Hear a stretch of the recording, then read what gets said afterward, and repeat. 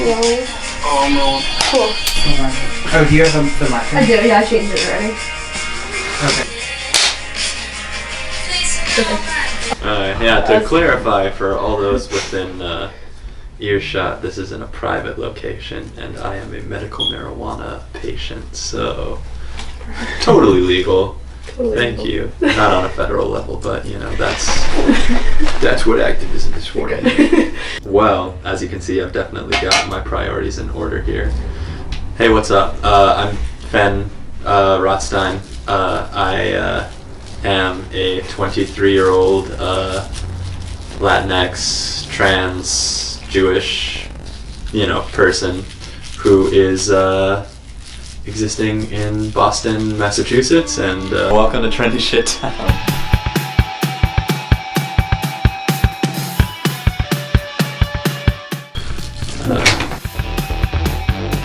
This house has been just a weird little shack that has been rented out for I think about 20 years to weird, just very bizarre people. I think there was like a lesbian biker gang that lived here for like several years. And when they were all ready to move out, a bunch of mass art kids around, I think, 2010. In 2009, actually it would have been September 2008. Decided to move out, like 10 of them just moved into the space, and that group of people has more or less held on to this house for about a decade. They immediately started making it even weirder than it already was, and we've got our lovely friend Jesus Christ up there on the wall. That is a trash can lid clock thing. This is a fully functional mask made out of duct tape, a hat, and a visor, and a big thing that says "Fuck Texas." Also acid mask. Acid Satan mask. When you're looking in the mirror, it's perfectly over your shoulders. House belongings that will hopefully stay with us for a while. But it's a giant jukebox made out of cardboard. So, pretty fun.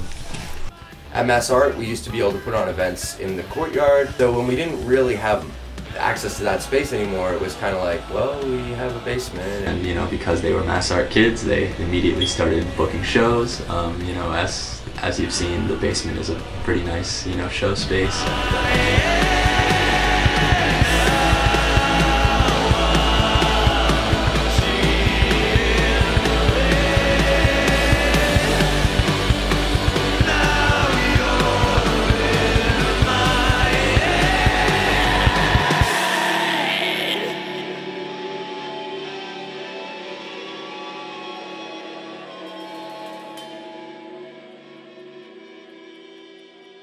I don't know what was going on here before I got here, but the basement was already painted black and red. There was already a red female symbol painted on the door. There was something was going on down there before us.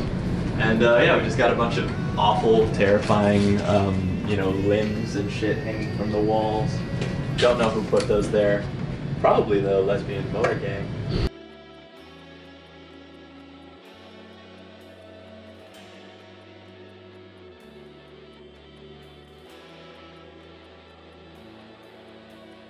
It looks like there was another room down there. Like, that side room? Yes, we call it the murder room. Yeah, here's the murder room. Pretty terrifying. It has like a toilet and a sink, and it's really creepy. It's totally dilapidated. Helter Skelter, we did write on the wall. Yes, Helter Skelter, that's us. Yeah, we did that. We had little systems in place where you needed like 2 people to sign on to produce an event here from the house.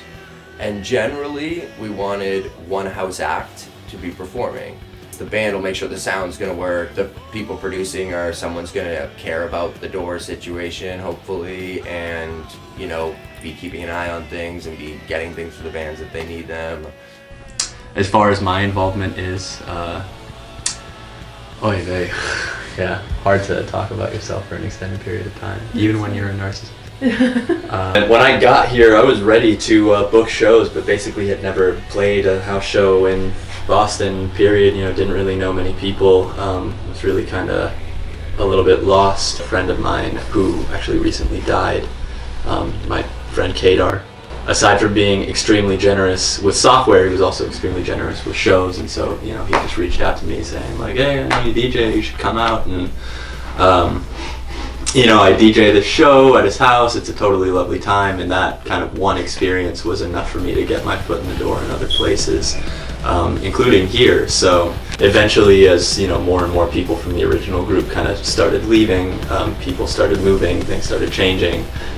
There were more and more vacancies, and so you know, I started throwing a show here and there, and once you throw a show here and there, you know, you've got a phone full of messages like, yo, do you have a space open on January 1st and 2nd and 3rd? You know, like, you really know a scene's alive when you have to put your phone on silent. You know, the acts that I can think of like making it in general, wind up being a blip in the musical footnotes, because they're usually either catering to the pop culture factory, or they're trying to make music that people like. Again, catering to the audience to a fault, in my opinion. Good art and music, it's not going to resonate with everyone. It's going to resonate with some people really, really heavily, as long as it's a true voice from you. If you're making enough money off of music for it to be like your main day job, you know, and everyone that you work with and everyone that's around you just drives you like wild and really makes you feel like a shitty person, makes you insecure and sad. It's just another day job, you know. So you know, you gotta craft that supportive network first, and I'm just, you know, that doesn't happen through hard work. It happens through luck and through being in the right place at the right time. And you know, you can't really like pull that off, if you will. You just have to put yourself out there and make friends and find people that treat you nicely, and don't be afraid to you know, find the coolest person in the room and walk up to them, like just someone who you're like, wow, they've got an awesome hat, and just walk up to them and be like, hey, your hat's fucking awesome. You know what I mean? It's that's worked really well for me, and now I've got like a bunch of people who are super, super nice to me all the time and very considerate. And all our events were technically private, but they were open to the public. If someone came off the street and wanted to come in and didn't have any money, they were coming in. Like, we had a suggested $5 donation, that's it. And that was mostly for if things got broken or if we wanted to buy a new mixer or something like that.